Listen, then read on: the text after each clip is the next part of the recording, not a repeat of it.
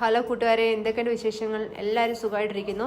അപ്പോൾ ഇന്ന് രാവിലത്തെ ബ്രേക്ക്ഫാസ്റ്റ് എന്ന് പറയുന്നത് ഇടിയപ്പമാണ് കേട്ടോ. അതായത് ചില സ്ഥലങ്ങളിൽ ഇതിനെ നൂൽപുട്ടെന്നാണ് പറയുക. അപ്പോൾ ഇന്ന് ഞാൻ ചെറിയ ഇടിയപ്പമാണ് ഉണ്ടാക്കുന്നത് കേട്ടോ, എളുപ്പത്തിന് വേണ്ടി.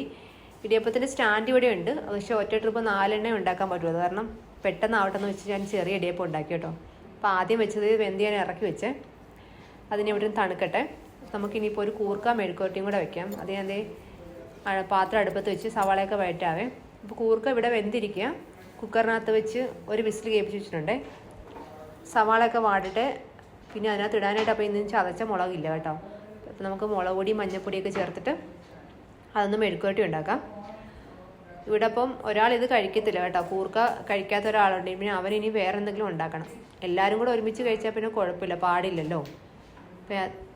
പൊടിയൊക്കെ വാടിയിട്ടുണ്ട്. ഇനിയിപ്പോൾ നമുക്ക് കൂർക്ക ചേർത്ത് ഇളക്കാവേ. ഉച്ചക്കത്തേക്ക് അപ്പോൾ ഇനിയിപ്പോൾ എന്തെങ്കിലും കൂടെ കറിയൊക്കെ വെക്കണം. അപ്പം മീൻ കിട്ടിയിട്ടുണ്ട്, മറ്റേ ഇതുണ്ടല്ലോ, എന്തോ എൻ്റെ പേര്, CD കുറിച്ചി എന്നിവിടെ പറയാം, ചില സ്ഥലത്ത് ബംഗാൾ കുറിച്ചി എന്നൊക്കെ പറയും.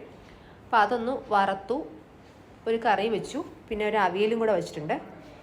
ഇന്നലത്തെ മീൻകറി ഉണ്ടായിരുന്നു, മുളക് കറിയാണ്, അതൊന്ന് ചൂടാക്കിയും വെച്ച് കേട്ടോ. അപ്പോൾ ഞങ്ങളൊന്ന് അമ്പലത്തിൽ പോകണേ, പ്രസാദ കൂട്ട് ഇനി പോകാമെന്ന് വെച്ചിട്ട്.